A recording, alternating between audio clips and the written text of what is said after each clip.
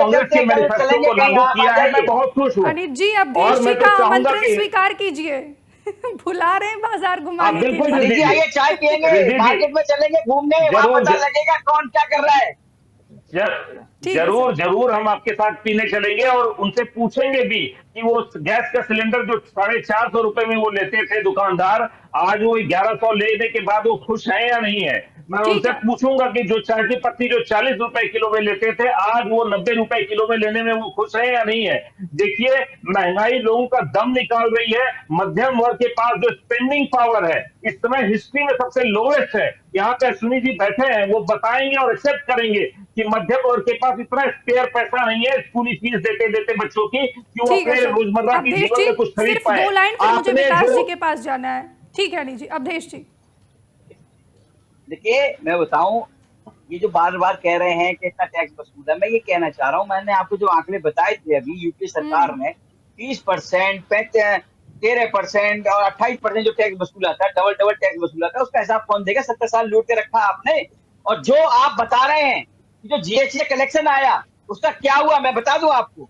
देखिए उससे ये हुआ कि जब ये लगाइए, देश के 4 करोड़ घरों में जल का कनेक्शन दिया गया मोदी सरकार द्वारा। और मैं बताऊं आपको, जो गांव कांग्रेस के समय में जहां बिजली नहीं होती थी, उन गांवों में बिजली पहुंचाने का मोदी सरकार ने किया है। 2.86 करोड़ ऐसे घर थे, ऐसे गांव में घर थे जिनमें बिजली नहीं थी, उनको बिजली देने का काम मोदी सरकार ने किया है। और मैं बताऊं आपको, 4 करोड़ से ज्यादा पीएम आवास योजना के माध्यम से घर देने का मोदी सरकार ने किया है।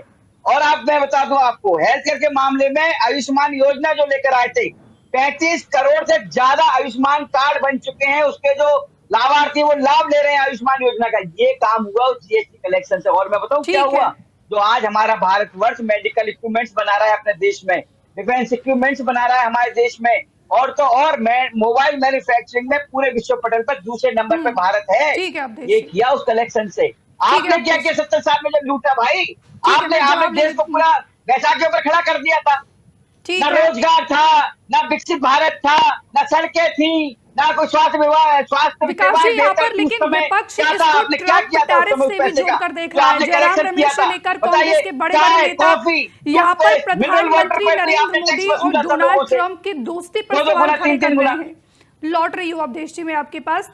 यहाँ पर जयराम रमेश तो ये भी कह रहे हैं कि दोस्त दोस्त ना रहा, और जब टैरिफ मिला, मुसीबत आई, तो मजबूरी में उन्हें ये जीएसटी सिस्टम लाना पड़ा।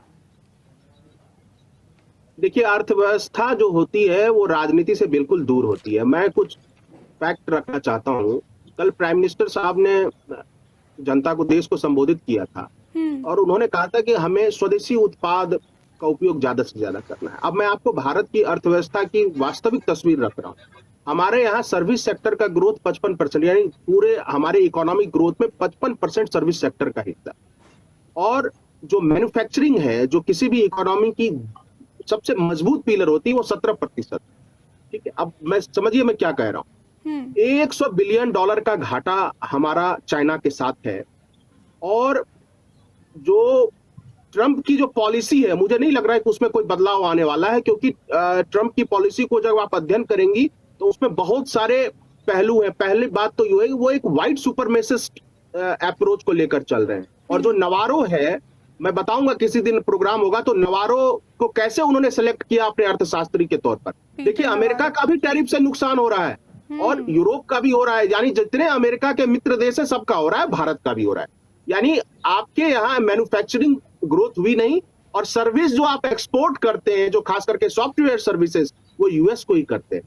ठीक है, और $39 बिलियन आपको रेमिटेंसेज आता है अमेरिका से हर साल, और आपका तेल पर जो आयात पर खर्चा है वो लगभग $132 बिलियन एक साल का है। और हमारे पास फॉरेन एक्सचेंज रिजर्व $700 बिलियन के है। मैं एक अलार्म बजा रहा हूं, समझिएगा इसको, कि $700 बिलियन का हमारे पास फॉरेन एक्सचेंज रिजर्व है।